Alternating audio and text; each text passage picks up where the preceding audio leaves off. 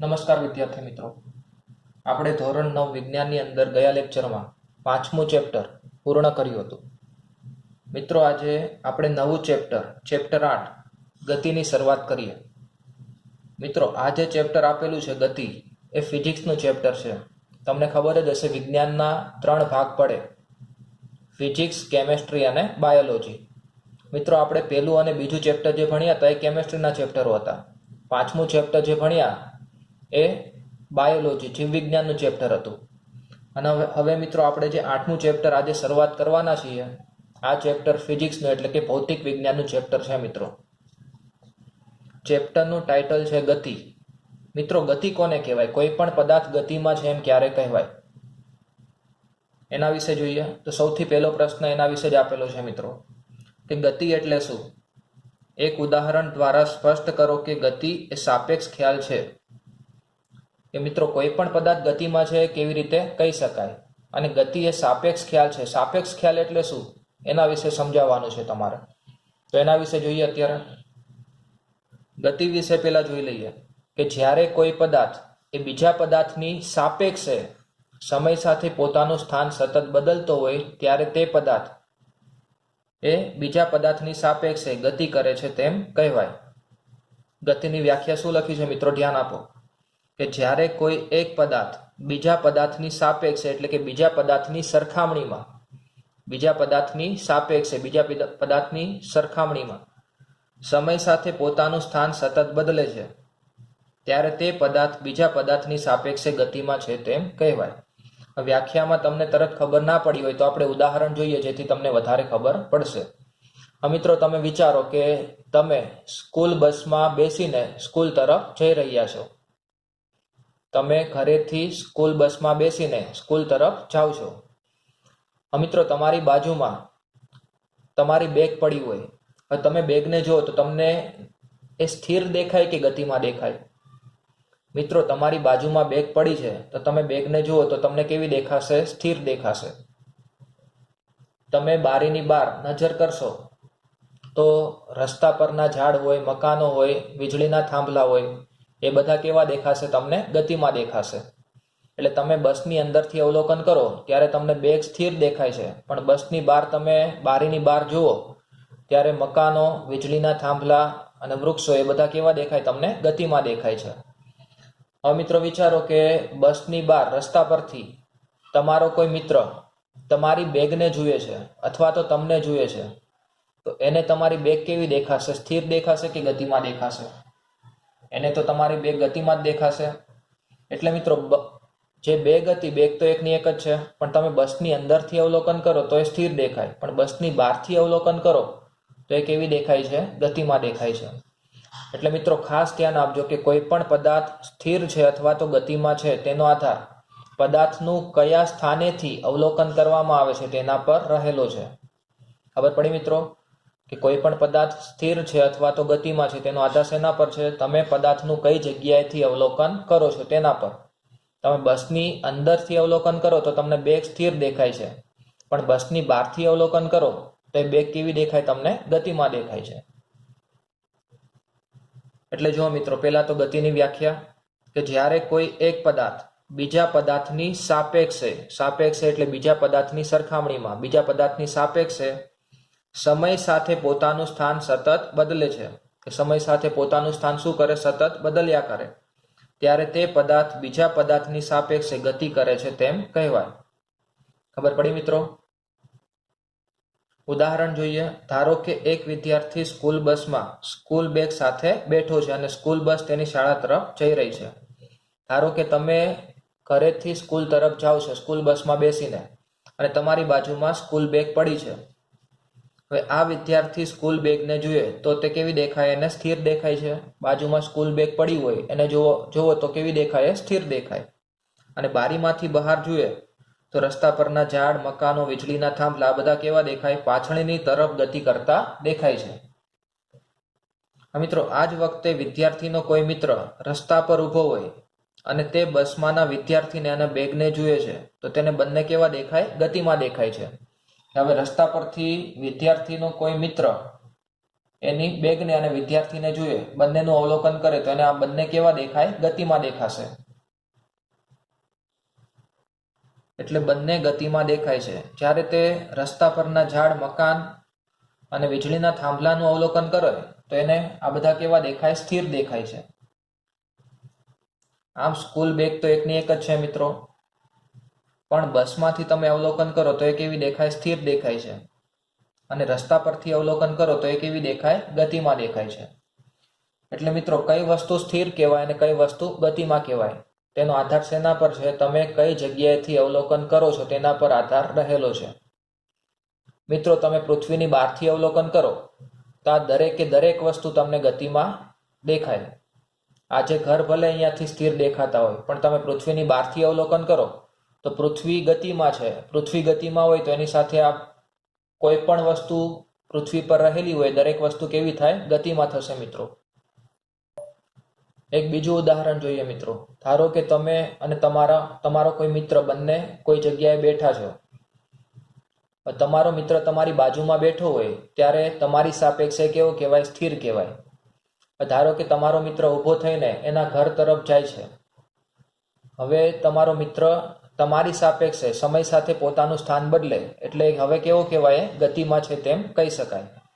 ખબર પડી મિત્રો કે કોઈ પણ પદાર્થ સ્થિર છે કે ગતિમાં તેનો આધાર પદાર્થનું કઈ જગ્યાએથી અવલોકન કરવામાં આવે છે તેના પર રહેલો છે.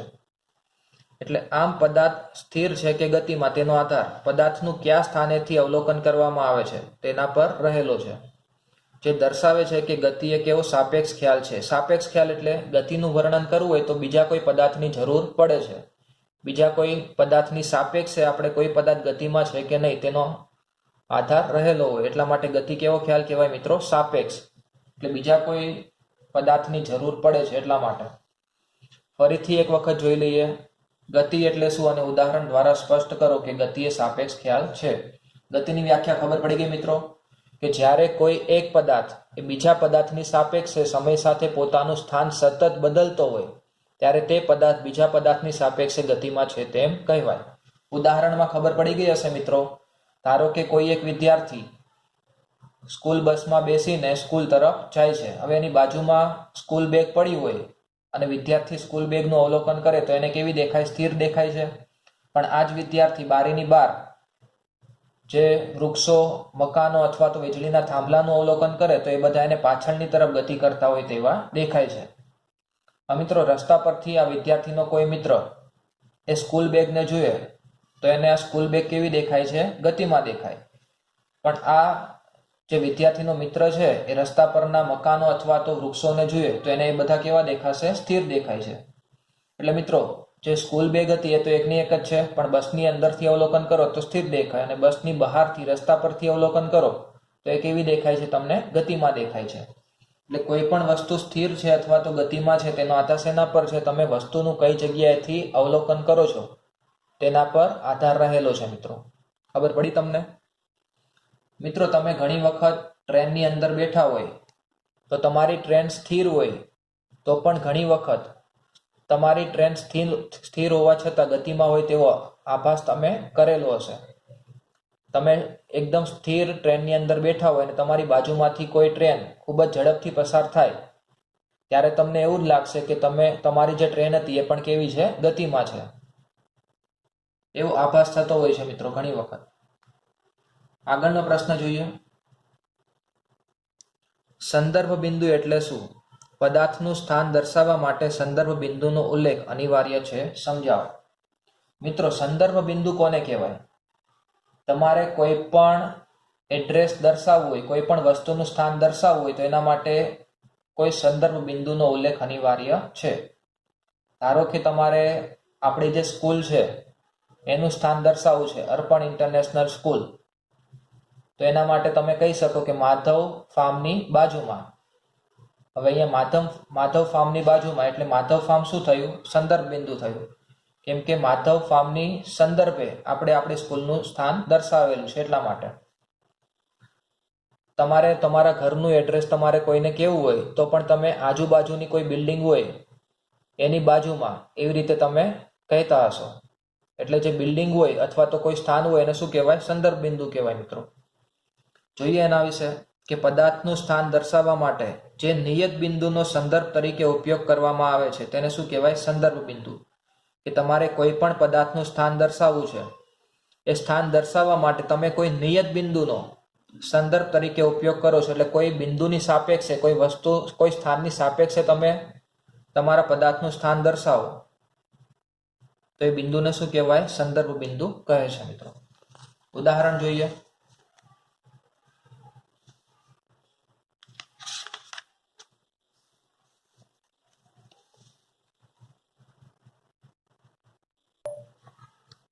મિત્રો ઉદાહરણ જોઈએ કે એક ગામમાં એક શાળા રેલવે સ્ટેશનથી 2 કિલોમીટરના અંતરે અને બસ સ્ટેશનથી 3 કિલોમીટરના અંતરે છે.